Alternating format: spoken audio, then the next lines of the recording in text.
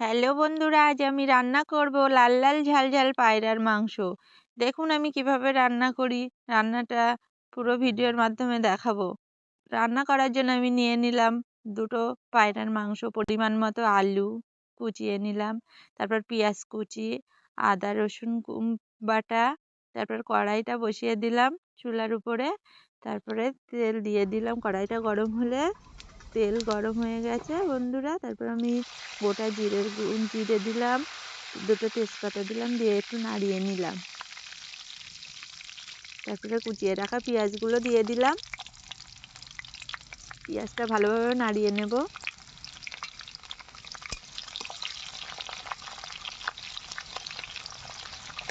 এভাবে নাড়িয়ে ভালোভাবে আমি বাদামি রং করে ভেজে নেব। এ দেখুন বন্ধুরা কেমন ভাজা হয়ে গেছে।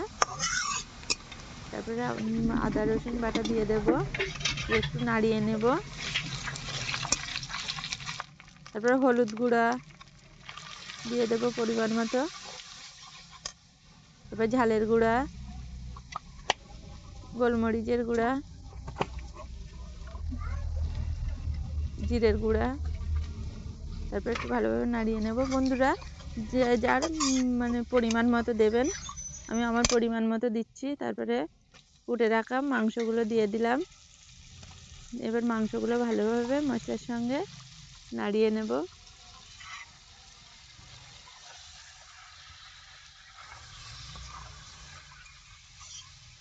দেখুন বন্ধুরা কেমন হয়েছে, মশলাটা ভালোভাবে লেগে গেছে মাংসের গায়ে। তো মাংস দিয়ে যে পানিগুলো বার হয়েছে সেই পানিগুলো মেরে নেব। তারপরে লবণ দিয়ে দেব পরিমাণ মতো, এবার নাড়িয়ে নেব।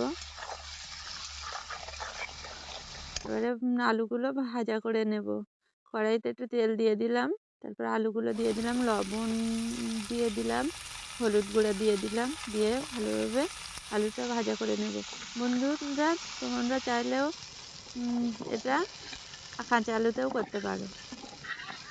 তারপরে আমি মাংসটা বসিয়ে মাংসটা একটু পানি দিয়ে দিলাম সিদ্ধ করার জন্য।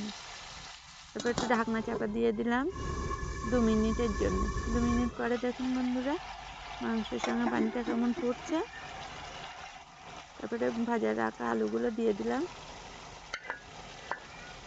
ভালোভাবে এবার মিশিয়ে নেব নাড়াচাড়া করে।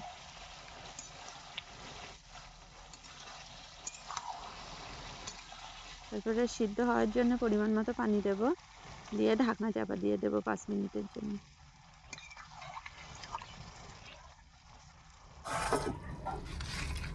দেখুন বন্ধুরা 5 মিনিট পরে কেমন হয়েছে, পানিটা মাংসের সঙ্গে মরে এসেছে।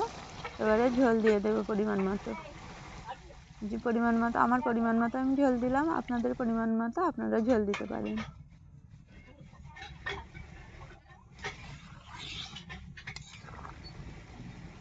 পাঁচ মিনিট ঢাকনা চাপা দেওয়ার পরে বন্ধুরা দেখুন কেমন হয়েছে। এবারে এলাচ দিয়ে দিলাম,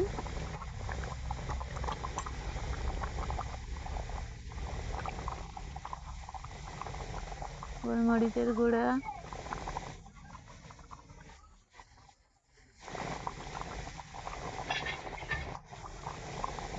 জিরের গুঁড়া,